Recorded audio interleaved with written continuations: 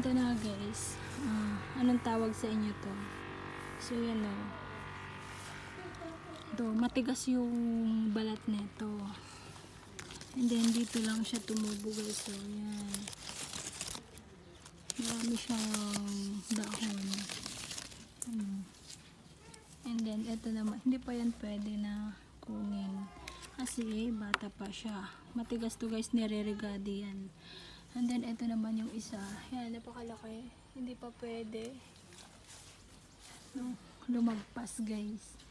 Hindi sa atin yan. Pero pwede natin. Ito naman na yung hinog. Wala kasing kumukuha guys. Sayang naman, 'di ba? Yun o. And then ito naman, hinog na siya.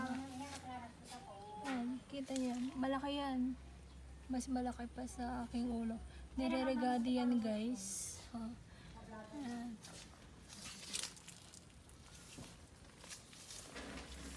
So, anong tawag sa inyo to guys? Comment down below kung anong pangalan nito sa inyo.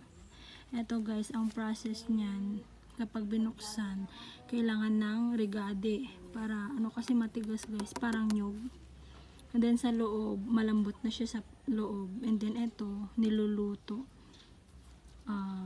Gamot to guys, maraming benefits. Itong prutas na to. Ayan po.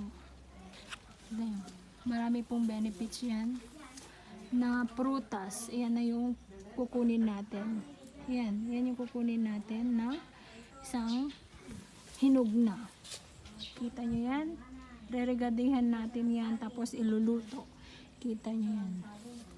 Ano dito? Sa kapitbahay yan guys. Marami silang tanim dyan sa kabila na ganito. And then may mga saging din sila. Siyempre sa kanila yan. And then may nyug din sila.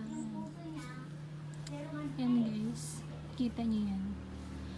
So dito sa probinsya guys, hindi ka mawawalan ng pagkain kapag may mga tanim ka. Tulad nito.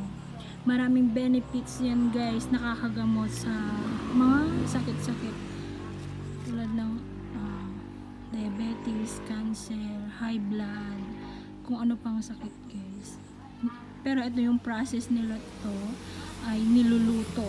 So comment down below kung anong pangalan nito.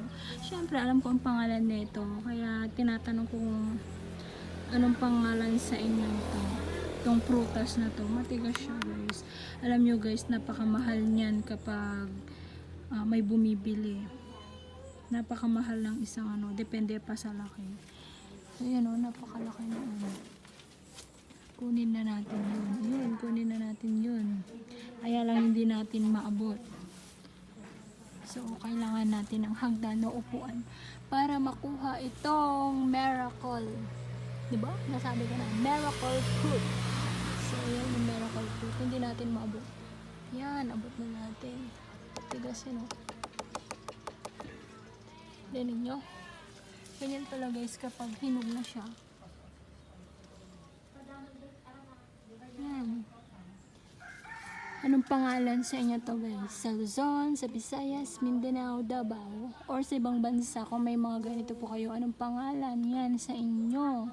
Comment down below guys. Follow for more. Subscribe to our channel. Malaki. Kala mo lang maliit, pero malaki yan. Ito yung naabot natin, pero hindi pa pwedeng kunin. Kasi bata pa yan. Alam nyo guys, yung upo, ganun po yung laman. Yung upo, ganun lang yung laman. Malambot.